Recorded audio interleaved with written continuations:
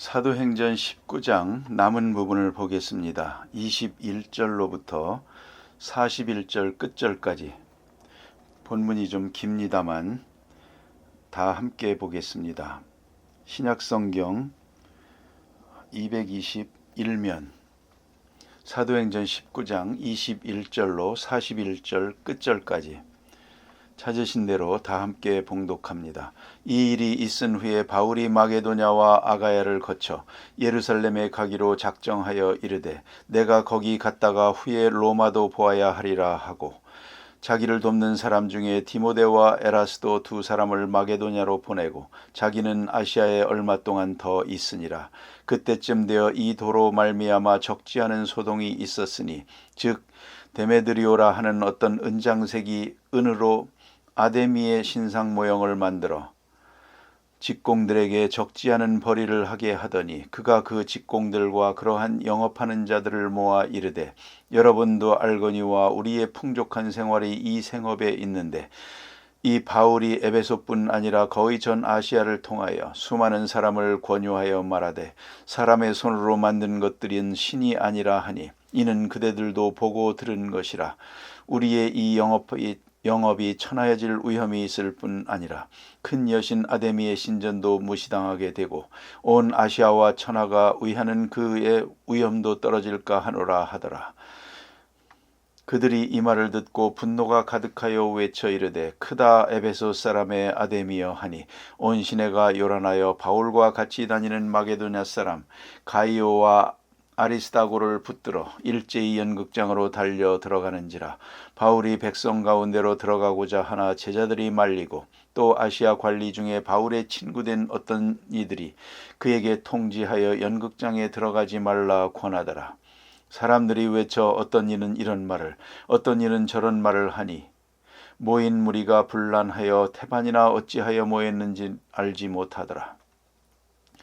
유대인들이 무리 가운데서 알렉산더를 권하여 앞으로 밀어내니 알렉산더가 손짓하며 백성에게 변명하려 하나 그들은 그가 유대인인 줄 알고 다 한 소리로 외쳐 이르되 크다 에베소 사람의 아데미여 하기를 2시간이나 하더니 서기장이 무리를 진정시키고 이르되 에베소 사람들아 에베소시가 큰 아데미와 제우스에게서 내려온 우상의 신전지기가 된 줄을 누가 알지 못하겠느냐.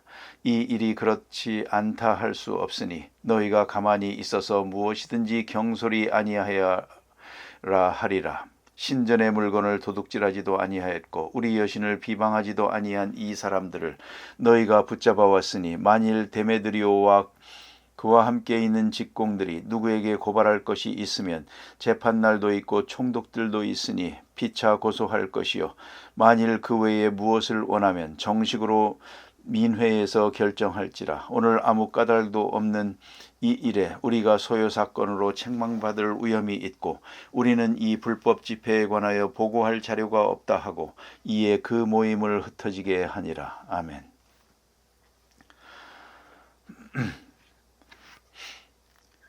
오늘 본문에 나타난 것은 사도 바울이 에베소 선교 중에 있었던 사건 중에 하나를 말하고 있는 내용입니다. 좀 길게 기록되어 있습니다만 이 사건 자체가 주는 여러 가지 의미가 있기 때문에 자세하게 기록되고 있는 것 같습니다. 바울과 그 일행이 에베소에서 3년 동안 선교를 했습니다. 3년이란 긴 시간, 모름지기 쉬지 않고 선교 사업을 했으니까 얼마나 많은 사건이 있었겠습니까? 그러나 그 사건들을 일일이 기록하고 있지를 않습니다. 사도행전에는 오히려 기록되지 않은 것이 그리고 고린도후서 10장 23절에 보면 에베소에서 옥에 갇히기도 하고 라는 말이 나옵니다.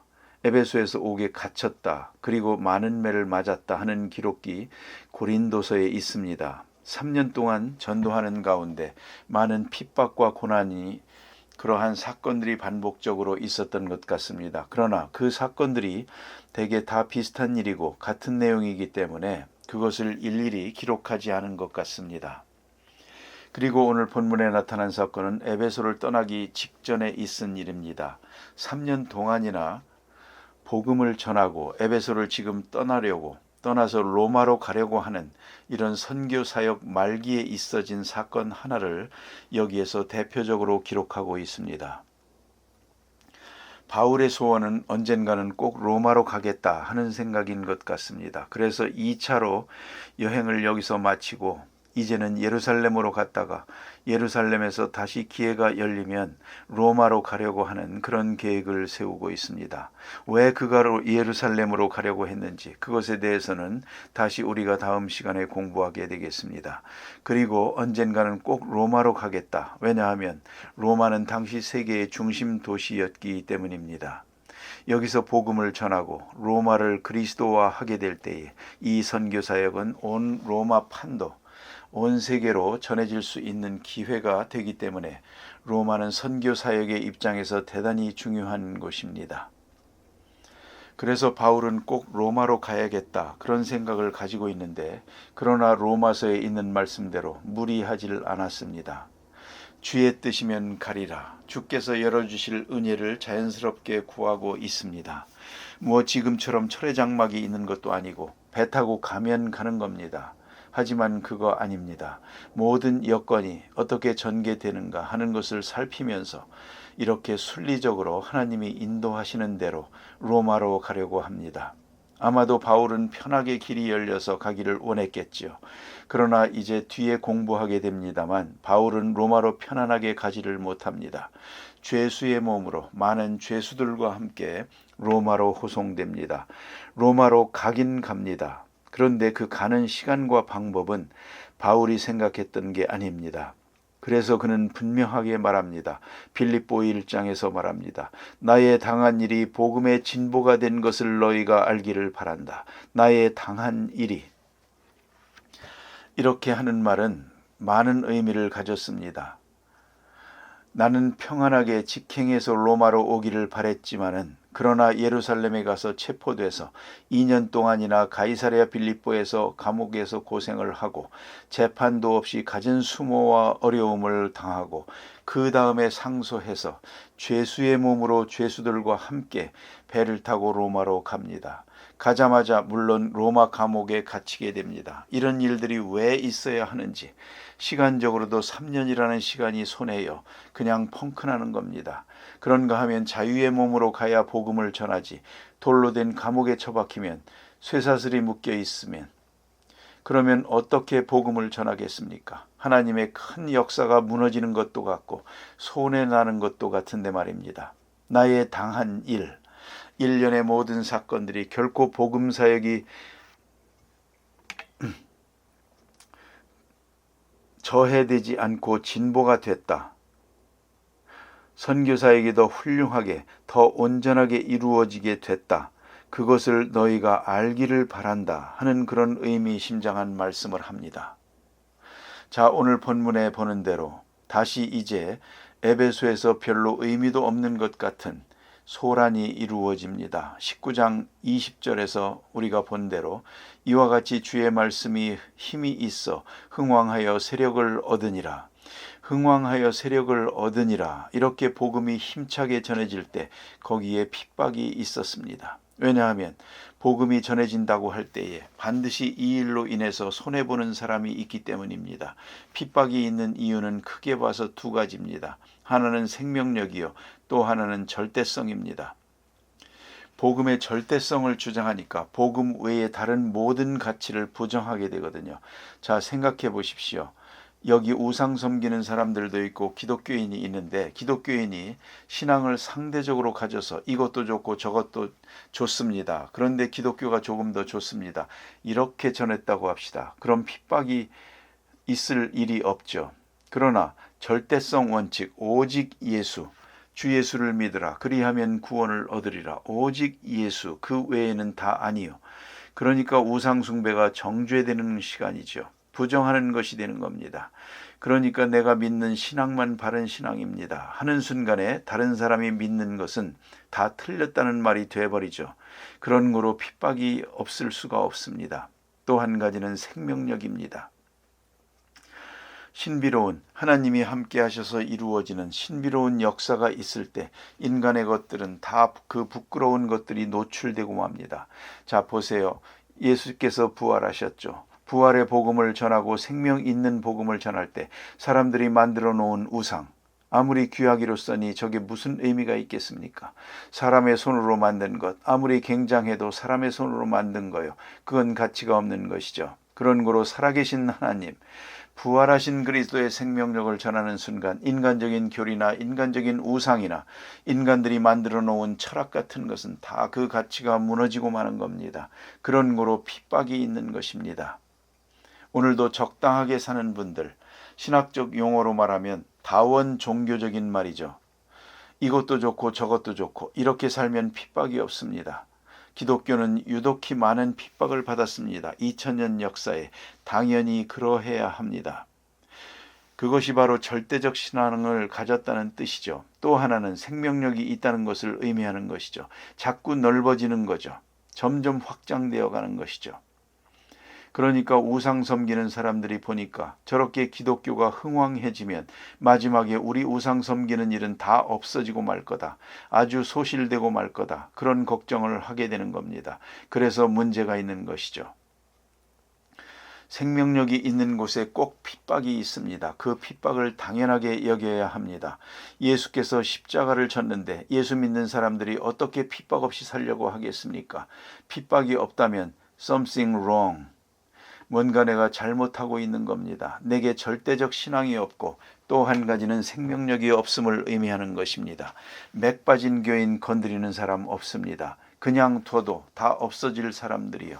거기다 대고 왜 핍박을 하겠습니까? 그러니까 살아있을 때 생명력이 막 솟아오를 때는 핍박을 당하게 된다 하는 말입니다. 재밌는 에피소드가 있습니다. 유명한 영국의 전도자인 요한 웨슬레가 있죠. 그가 어느 날 말을 타고 가는데 말을 타고 가다가 생각을 합니다. 그 당시는 교통수단이 많지 않으니까 타고 가다가 생각하기를 어떻게 됐지? 가만히 보자. 며칠 동안 핍박을 받지 않았습니다. 욕을 먹은 것도 없고 비난받은 것도 없고 또 매맞은 것도 없고 요새 왜 이렇게 조용하지? 그 순간 그는 큰 고통을 느끼게 됩니다. 아, 내가 전도를 안 했나? 절대적 복음을 전하지 않았나? 내게 생명력이 없었는가 보다. 그는 말에서 내려서 엎드려 가지고 하나님, 죄인입니다. 제가 지금 죄를 짓고 있는 게 아닙니까? 어째서 핍박이 없는 겁니까? 하나님 용서해 주세요 하고 기도했더랍니다. 했더니 지나가던 애들이 돌을 던지더랍니다. 그래가지고 머리가 터졌답니다. 그때 하나님 감사합니다 하고 일어났다는 겁니다. 여러분, 이게 지나가는 얘기처럼 들리지만 이걸 잊지 말아야 됩니다. 여러분이 왜 맥이 빠지냐고요? 요새 와서 별 힘이 없을까? 그건 핍박이 없어서 그렇습니다. 생명력이 있는 곳에는 핍박이 있습니다. 당연히 있어야 합니다. 그것을 성경은 강하게 말씀해주고 있습니다. 자, 복음을 받을 때 반드시 버려야 할 것이 있습니다. 복음이 전해질 때 물러가야 할 일이 있다는 말이죠. 이걸 꼭 잊지 말아야 합니다. 그래서 에베소에서 복음을 전하니까 에베소에서 유명한 아데미 신전에 문제가 생겼습니다. 아데미스, 라틴 말로는 다이아나라고 하고 헬란 말로는 아데미스라고 그럽니다. 자, 여신의 전각입니다. 지금도 있습니다. 흔적이 있는데 에베소에 유명한 신전이 있는데 이 신전의 유래는 다른 게 아니고 신의 왕 제우스하고 신화적인 얘기죠. 제우스하고 레토신 사이에 태어난 아폴로라고 하는 신이 있는데 아폴로가 태어날 때 쌍둥이로 여자아이가 있었습니다. 쌍둥이 딸이 있었는데 그 딸이 다이아나였습니다. 그렇게 저들은 이야기를 만들어 놓고 주전 560년부터 지어놓은 신각입니다. 크게 신각을 만들어 놓고 여신의 신각이죠. 여신의 신각은 꼭 사랑의 신입니다. 요새 말로 하면 섹스 신입니다. 그런 신각인데요. 거기에 많은 창녀들이 있고 그런 신전입니다. 그게 하늘에서 내려왔다고 하는 거짓말이죠. 그런 전설을 가진 여신상이 거기 있습니다. 그 여신상의 모습을 조그맣게 새끼신을 만들어 가지고 그걸 은으로 만들어서 팝니다. 왜 우리 절간에 가도 그런 게 있지 않습니까? 대웅전에 큰 게 있고 그 또 조그만 것들 만들어서 팔지 않습니까? 그렇듯이 작은 걸 만들어 가지고 파는데 이걸 해서 돈을 적지 않게 잘 버는 사람들이 있었다 그 말입니다. 그런데 이 사람들이 생각해 보니까 바울의 복음이 자꾸 전파되면 마지막에 아데미 신전은 이거 아예 무용지물이 될 것이고 자기들이 하는 업을, 자기들이 만드는 작은 신상을 사갈 사람이 없단 말입니다. 그러면 영업 망하는 거죠. 폐업되는 거 아닙니까? 이것 때문에 이익 문제가 있는 겁니다. 이것이 옳으냐 그르냐를 생각하지 않고 내게 돌아오는 이익이 얼마냐, 그게 문제가 됩니다. 꼭 잊지 말아야 됩니다. 무너질 것은 무너져야 됩니다. 손해를 봐야 될 일이라면 봐야 됩니다. 당연히 보고 끝내야 됩니다. 그런데 무너져야 할 것을 무너지지 않게 하기 위하여, 당연히 망해야 될 것을 망하지 않게 하기 위해서 소리를 지르는 겁니다. 그것이 오늘 본문에 나타난 소동입니다. 크다 아데미여, 에베소의 아데미여 하고 소리 지르기 시작하니까 사람들이 많이 모여가지고 그냥 소리를 지르는 겁니다. 오늘 본문에 너무나 재미있는 말씀이 있죠. 왜 소란한지 모르는 사람들이 많더라. 그렇지 않습니까? 무언지도 모르고 뜻을 모르고 그대로 소리만 지르고 있는 겁니다.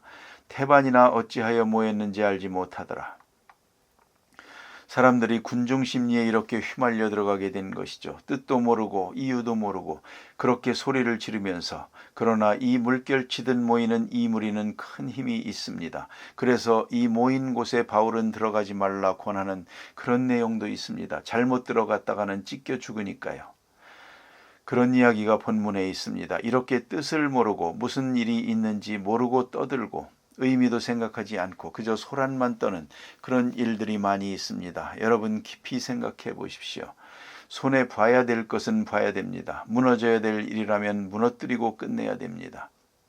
그런데 손에 안 보기 위해서 버팀목을 세우는 겁니다. 이게 되겠습니까? 그래서 오늘 같은 많은 어려운 일들이 있는 겁니다. 그런 재미있는 이야기가 있지 않습니까? 어느 골목에 세 사람이 서서 울고 있더랍니다.